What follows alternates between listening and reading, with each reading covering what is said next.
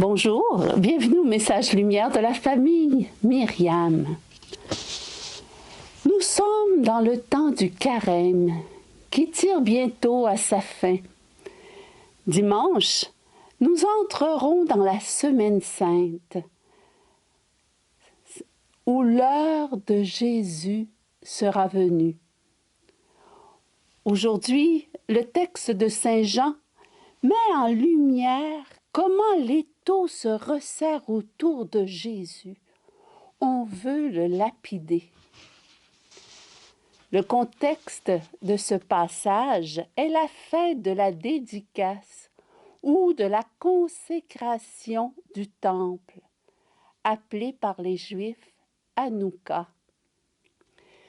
Cette fête commémore la consécration de l'autel à l'époque de l'Exode, celle aussi du temple de Salomon et du second temple, ainsi que sa reconsécration par Judas Maccabée en 164 avant Jésus-Christ. Après que le temple eut été profané sous le règne d'Antiochus IV. La conversation de Jésus avec les Juifs est liée au sens de cette fête.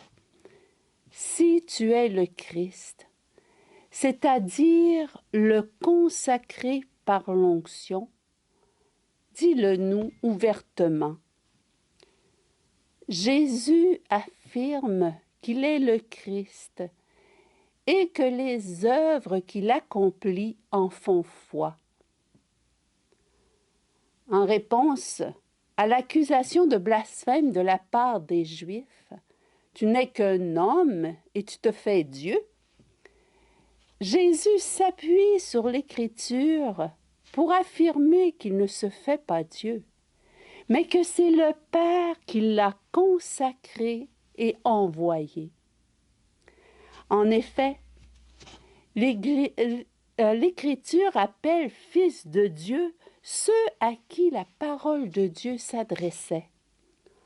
Or, lui, il est fils de Dieu de façon singulière, parce qu'il est celui que le Père a consacré et envoyé dans le monde. Il est la parole de Dieu adressée aux hommes, et les œuvres qu'il accomplit attestent que sa parole vient de Dieu et révèle Dieu. En cherchant à le lapider, les Juifs montrent que leur jugement sur Dieu est faussé. Ainsi, en cette fête de la consécration, Jésus affirme être le consacré du Père et son envoyé avec plein pouvoir et accomplissant les œuvres de celui qui l'a envoyé. À 2 reprises, il confesse sa parfaite unité avec celui qui l'envoie. Au verset 30 de ce chapitre, Jésus dit « Moi et le Père, nous sommes un ». Et au verset 38, « Le Père est en moi et moi dans le Père ». Il ne se fait pas Dieu contre le Père, mais en lui. Et il nous dit, à nous qui sommes consacrés à Dieu par le baptême, à nous qui avons accueilli sa parole, que nous aussi, nous sommes fils de Dieu, que le Père est en nous et nous dans le Père, et que nous sommes envoyés dans le monde pour faire les œuvres qu'il a faites et manifester la bonté et la miséricorde du Père, pour rassembler les hommes dans l'unité de sa famille, l'Église. Beaucoup vinrent à lui et beaucoup crurent en lui. Oui, Jésus, tu es le Fils de Dieu. Je reconnais que le Père est en toi et toi dans le Père, et que les œuvres que tu accomplis sont les œuvres du Père, des œuvres qui nous traduisent son cœur aimant.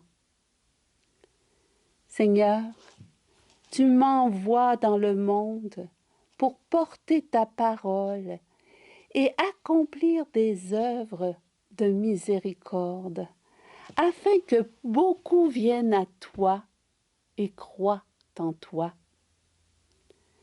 Oui, que beaucoup viennent à toi, Jésus, parce que tu as les paroles qui sont plus douces que le miel, et en même temps ta parole est plus tranchante que le glaive, parce que pleine de vérité, mais de cette vérité qui rend vraiment libre, et qu'ils croient que tu es la vérité.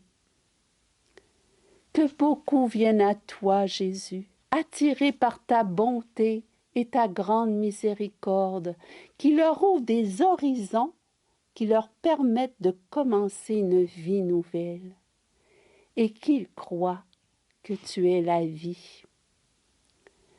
Que beaucoup viennent à toi, sachant que tu les accueilles tels qu'ils sont, avec un regard qui les aide à découvrir l'être étonnant qu'ils sont, et le trésor caché qu'ils portent, et qu'ils croient que tu es amour.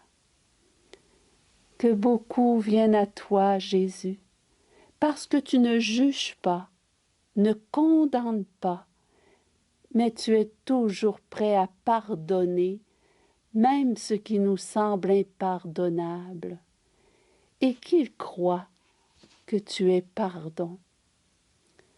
Oui, que beaucoup viennent à toi et croient en toi, car près de toi se trouve guérison, consolation, réconciliation, pardon, résurrection, espérance, joie, paix. Bonne montée pascale et à la prochaine. Jésus.